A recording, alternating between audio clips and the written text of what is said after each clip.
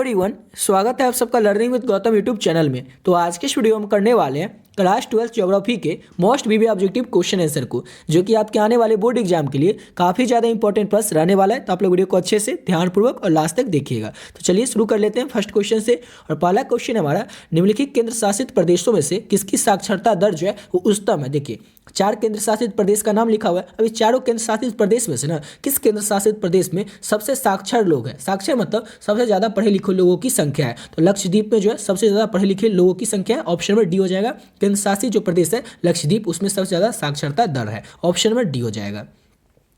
अगला क्वेश्चन है, 2006 के प्रारंभ में भारत में कितने मिलियन सिटी थे। तो 2006 के प्रारंभ में यानी कि 2006 के शुरुआत में भारत में 43 मिलियन सिटी थे। ऑप्शन में इसका डी हो जाएगा। अगला क्वेश्चन करते हैं और नेक्स्ट क्वेश्चन है हमारा, भारत में प्रवास की निम्नलिखित धाराओं में से कौन सी एक धारा जो है ये पुरुष प्रधान धारा है। तो ग्रामीण से नगरीय धारा जो है ये पुरुष प्रधान धारा है भारत में प्रवासों की। ऑप्शन नंबर बी हो जाएगा। अगला क्वेश्चन है हमारा, निम्नलिखित में से भारत के किस राज्य में मानव विकास सूचांक जो है वो न्यूनतम है यानी कि सबसे कम है। तो बिहार में। बिहार में मानव विकास सूचांक जो है वो क्या है, तो न्यूनतम है। ऑप्शन नंबर सी हो जाएगा बिहार में। अगला क्वेश्चन है हमारा, संयुक्त राष्ट्र विकास कार्यक्रम यानी कि यूएनडीपी के द्वारा प्रथम मानव रिपोर्ट का प्रकाशन कब किया गया था। तो यूएनडीपी के द्वारा प्रथम मानव रिपोर्ट जो है उसका प्रकाशन किया गया था वर्ष 1990 में। ऑप्शन नंबर सी हो जाएगा। अगला क्वेश्चन है, राज्य की जनसंख्या का उच्चतम अनुपात गरीबी रेखा के नीचे है। तो किस राज्य की जनसंख्या का जो उच्चतम अनुपात है वो गरीबी रेखा के नीचे है। तो बिहार राज्य में है। ऑप्शन इसका बी हो जाएगा। अगला क्वेश्चन है हमारा, मानव विकास सूचांक 2005 के संदर्भ में विश्व के देशों में भारत को निम्नलिखित कोटि में से कितने अंक मिले थे। तो 127वां नंबर मिला था। ऑप्शन नंबर बी हो जाएगा। क्वेश्चन था कि मानव विकास सूचांक 2005 के संदर्भ में विश्व के देशों में भारत को 127वां कोटि मिला था। ऑप्शन नंबर इसका बी हो जाएगा। अगला क्वेश्चन करते हैं। नेक्स्ट क्वेश्चन हमारा, हुबली किस राज्य में स्थित है। हुबली जो है कहाँ पे स्थित है, तो कर्नाटक राज्य में स्थित है हुबली। ऑप्शन नंबर बी हो जाएगा। अगला क्वेश्चन है हमारा, क्षेत्रफल के दृष्टिकोण से भारत का सबसे बड़ा राज्य कौन सा है। तो क्षेत्रफल की दृष्टि से भारत का जो सबसे बड़ा राज्य है वो राजस्थान है। ऑप्शन नंबर सी हो जाएगा। क्षेत्रफल की दृष्टि से भारत का सबसे बड़ा राज्य कौन सा है, तो राजस्थान है। ऑप्शन नंबर सी हो जाएगा। और जनसंख्या की दृष्टि से भारत का सबसे बड़ा राज्य है उत्तर प्रदेश है, यूपी है। अगला क्वेश्चन है, कॉफी उत्पादक राज्य 4 ऑप्शन में से कौन है। तो कॉफी उत्पादक राज्य वो कर्नाटक है। ऑप्शन नंबर ए हो जाएगा।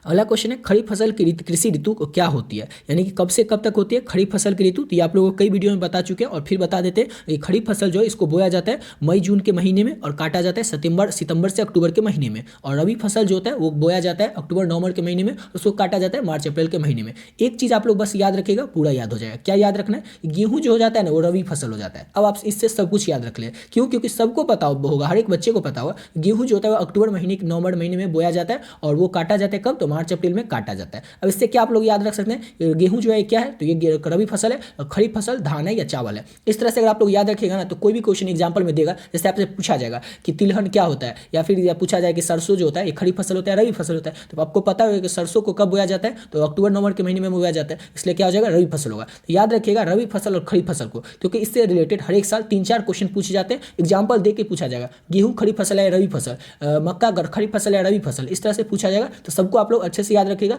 बस इतना याद समझ लीजिए, रबी फसल कब होता है, अक्टूबर नवंबर महीने में बोया जाता है और मार्च अप्रैल में काटा जाता है। और खरीफ फसल को मई और जून में या फिर अप्रैल मई में बोया जाता है, फिर जून तक बोया जाता है और उसको सितंबर अक्टूबर में काटा जाता है। समझ गए, इतना आप लोग याद रखिएगा तो सब क्वेश्चन आपसे बन जाएगा।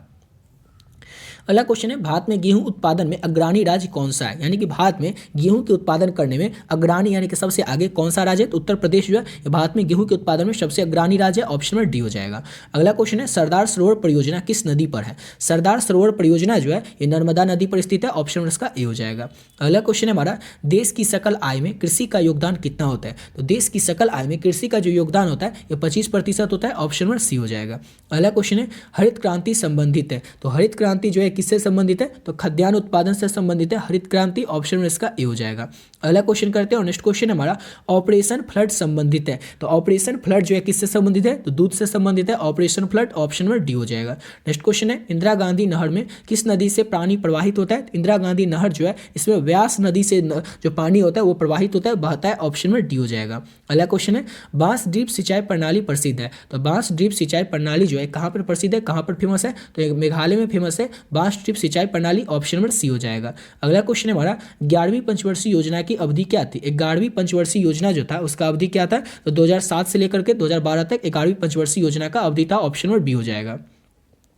अगला क्वेश्चन है भाखड़ा नागल परियोजना अवस्थित है। तो भाखड़ा नागल परियोजना जो है सतलज नदी पर अवस्थित है, ऑप्शन इसका ए हो जाएगा। नेक्स्ट क्वेश्चन कर लेते हैं और अगला क्वेश्चन हमारा, और देखिए अभी तक आप लोग इस पीडीएफ को नहीं लिए तो आप लोग इस पीडीएफ को ले सकते हैं। ऑलरेडी बहुत सारे बच्चे जो इस पीडीएफ को ले चुके हैं। जो भी बच्चे इस पीडीएफ को ले लिए वो थोड़ा वीडियो को स्किप करके थोड़ा आगे से देख लीजिएगा, और जो भी बच्चे अभी तक इस पीडीएफ को नहीं लिए उनको बता देते हैं किस तरह से आपको पीडीएफ को लेना है और इस पीडीएफ में आपको क्या क्या मिलेगा। तो अगर आप लोग आर्ट्स के स्टूडेंट होंगे तभी इस वीडियो को देख रहे होंगे तो आर्ट्स में आपका जो भी 5 सेट होगा ना उस 5 सेट का पीडीएफ आप लोगों को मिल जाएगा। चाहे आपका कोई भी सब्जेक्ट हो, आपका 5 सेट कुछ भी हो सकता है, चाहे वो Hindi, history, political science, English, geography, music, home science, psychology, sociology, economics, इसी 10 में से कोई आपका 5 सेट होगा, उस 5 सेट का जो पीडीएफ होगा आप लोग को मिल जाएगा। और पीडीएफ का जो प्राइस है उस ओनली 25 रुपये रखें, सिर्फ 25 रुपये आप लोग को ये पीडीएफ का प्राइस है 25 रुपये इसलिए रखें ताकि हर एक बच्चा इस पीडीएफ को ले सकेगा, अफोर्ड कर सकेगा और अपने आने वाले बोर्ड एग्जाम की तैयारी बहुत ही कम समय और बहुत ही बढ़िया तरीके से कर सकेगा। लेना किस तरह से, तो ये देख सकते हैं नंबर है 7903820891। इस नंबर को आप लोग जैसे फोन पे, गूगल पे या पेटीएम में डालिएगा तो नाम आ जाएगा गौतम कुमार। उस पर आपको क्या करना है 25 रुपये डाल देना, उसका स्क्रीनशॉट लेकर के आप लोग को इसी नंबर के व्हाट्सएप पे भेज देना।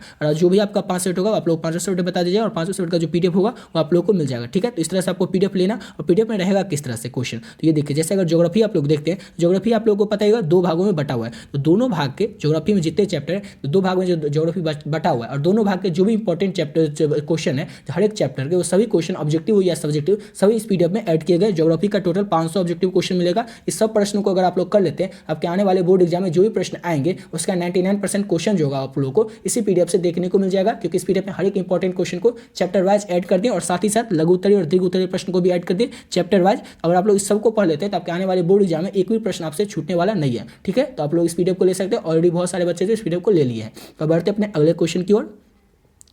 अगला क्वेश्चन है हमारा गोदावरी बेसिन कहाँ है। गोदावरी बेसिन जो है ये दक्षिण भारत में स्थित है, ऑप्शन नंबर सी हो जाएगा। याद रखिएगा गोदावरी बेसिन जो है दक्षिण भारत में स्थित है।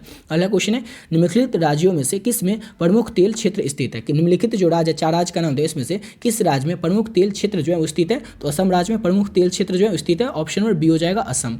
अगला क्वेश्चन है यूरेनियम किस क्रम की चट्टानों में पाया जाता है। यूरेनियम जो पाया जाता है किस क्रम की चट्टानों में पाया जाता है। तो धारावार चट्टानों में यूरेनियम जो होता है पाया जाता है, ऑप्शन नंबर सी हो जाएगा। अगला क्वेश्चन है रावत भाटा परमाणु ऊर्जा संयंत्र किस राज्य में स्थित है। तो रावत भाटा परमाणु ऊर्जा संयंत्र जो है राजस्थान में स्थित है, ऑप्शन नंबर ए हो जाएगा। अगला क्वेश्चन है हमारा निम्नलिखित राज्यों में से किस में नरोरा नाभिकीय ऊर्जा केंद्र अवस्थित है। निम्नलिखित राज्य में से किस राज्य में नरोरा नाभिकीय ऊर्जा संयंत्र जो है अवस्थित है। ये अवस्थित है उत्तर प्रदेश में, ऑप्शन नंबर ए हो जाएगा। याद रखिएगा नरोरा नाभिकीय ऊर्जा जो है उत्तर प्रदेश में स्थित है। अगला क्वेश्चन है निम्नलिखित में से राजस्थान की सबसे महत्वपूर्ण परियोजना कौन सी है। निम्नलिखित में से 4 ऑप्शन जो दिया इसमें सबको बताना है कि राजस्थान की सबसे महत्वपूर्ण परियोजना जो है वो कौन है। तो इंदिरा गांधी नहर परियोजना जो है ये क्या है, तो राजस्थान की सबसे महत्वपूर्ण परियोजना है, ऑप्शन इसका डी हो जाएगा। अगला क्वेश्चन है निम्नलिखित में से कौन परियोजना बाढ़ नियंत्रण के उद्देश्य से प्रारंभ होता है। निम्नलिखित में से 4 ऑप्शन सबको बताना है कि कौन सी परियोजना जो है ये बाढ़ नियंत्रण के उद्देश्य से प्रारंभ होता है यानी कि शुरू होता है। तो कोशी परियोजना जो है ये बाढ़ नियंत्रण के उद्देश्य से प्रारंभ यानी कि शुरू होता है। अगला क्वेश्चन हमारा निम्नलिखित में से कौन सा देश कोयला का सबसे बड़ा उत्पादक है। कौन सा देश जो है कोयला का सबसे बड़ा उत्पादक है। तो चीन जो है कोयला का सबसे बड़ा उत्पादक देश है, ऑप्शन में डी हो जाएगा। अगला क्वेश्चन है भारत में सर्वाधिक सोना किस राज्य में पाया जाता है। भारत में सर्वाधिक यानी सबसे ज्यादा सोना जो है वो कर्नाटक में पाया जाता है, ऑप्शन में सी हो जाएगा। अगला क्वेश्चन करते हैं। नेक्स्ट क्वेश्चन हमारा डिगबोई कहाँ पे है। डिगबोई जो है कहाँ पे स्थित है, तो असम में स्थित है डिगबोई, ऑप्शन में सी हो जाएगा। अगला क्वेश्चन हमारा हीराकुंड परियोजना अवस्थित है। तो हीराकुंड परियोजना जो है कहाँ पर अवस्थित है, तो उड़ीसा में अवस्थित है हीराकुंड परियोजना, ऑप्शन में इसका ए हो जाएगा।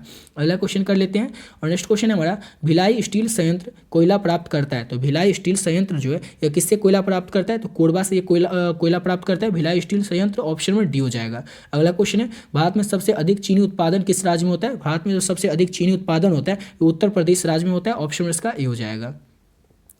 अगला क्वेश्चन है केंद्र सरकार के द्वारा चलाई गई हरियाली प्रोजेक्ट संबंधित है। तो केंद्र सरकार के द्वारा चलाई गई जो हरियाली प्रोजेक्ट है ये किससे संबंधित है। 4 ऑप्शन दिया हुआ इसमें सबको बताना है। तो देखिए वायु संरक्षण और जल संरक्षण दोनों से केंद्र सरकार के द्वारा चलाई गई जो हरियाली प्रोजेक्ट है ये संबंधित है, ऑप्शन इसका सी हो जाएगा। अगला क्वेश्चन है हमारा भारत में प्रथम पंचवर्षीय योजना आरंभ हुई थी। तो भारत में जो प्रथम यानी कि पहली पंचवर्षीय योजना थी वो कब आरंभ हुई थी, कब शुरू हुई थी, तो ऑप्शन इसका ए हो जाएगा। 1951 में 51 में भारत में जो प्रथम पंचवर्षीय योजना थी वो शुरू की गई थी, ऑप्शन में ए हो जाएगा 1951 में। इसी के साथ वीडियो पे कंप्लीट करते हैं। आशा करता हूँ आप लोग को वीडियो अच्छा लगा होगा और आप लोग को पीडीएफ के बारे में ऑलरेडी ऊपर बता दिए थे कि आप लोग भी चाहें तो आप लोग इस पीडीएफ को ले सकते हैं। जो भी आपका 500 होगा इस 500 सेट का पीडीएफ आप लोगों को मिल जाएगा सिर्फ और सिर्फ 25 रुपये में। और इस पीडीएफ को लेकर के आप लोग बहुत ही कम समय बहुत ही बढ़िया तरीके से अपने एग्जाम की तैयारी कर सकते हैं। अगर आपके पास 1 दिन का भी टाइम होगा ना, 5 से 6 घंटे का टाइम होगा, तो आप लोग एक सेट को तैयार कर सकते हैं। जैसे अगर आप लोगों को ज्योग्राफी का प्रिपरेशन करना होगा, पूरा सिलेबस को कंप्लीट करना होगा और आप लोग कुछ भी नहीं पढ़े अभी तक, तो इसको अगर 5 से 6 घंटा पढ़ लेते हैं तो पूरा आपका ज्योग्राफी जो है पूरा कंप्लीट हो जाएगा। तो आप लोग इस पीडीएफ को ले सकते हैं। ऑलरेडी बहुत सारे बच्चे, सैकड़ों बच्चे जो है इस पीडीएफ को ले लिए, वो अच्छे तरीके से तैयारी कर रहे हैं। आप लोग भी चाहें तो आप लोग इसको लेकर के बढ़िया तरीके से और बहुत ही कम समय में तैयारी कर सकते हैं। आशा करता हूँ आप लोग को वीडियो अच्छा लगा होगा। तो मिलते हैं नेक्स्ट वीडियो में नए वीडियो के साथ।